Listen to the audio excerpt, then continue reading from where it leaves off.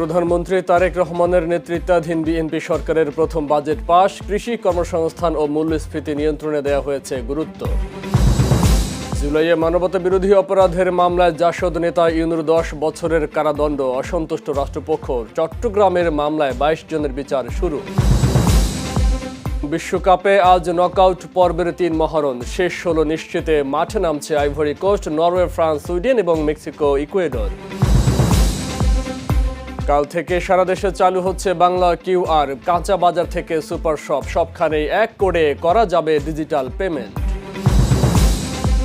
এবং ভেনেজুয়েলায় জোড়া ভূমিকম্পে প্রাণহানি ছড়ালো 1700। ধ্বংসস্তূপে এখনও নিখোঁজ হাজারো মানুষ। আন্তর্জাতিক সহায়তা জোরদার, চলছে উদ্ধার অভিযান। এই ছিল চ্যানেল এস সন্ধ্যার কথায়। দর্শক, চ্যানেল এস এর সব সংবাদ দেখতে ভিজিট করুন youtube.com/channels এবং facebook.com/channelsnews এই পেজে। এতক্ষণ সঙ্গে থাকার জন্য ধন্যবাদ।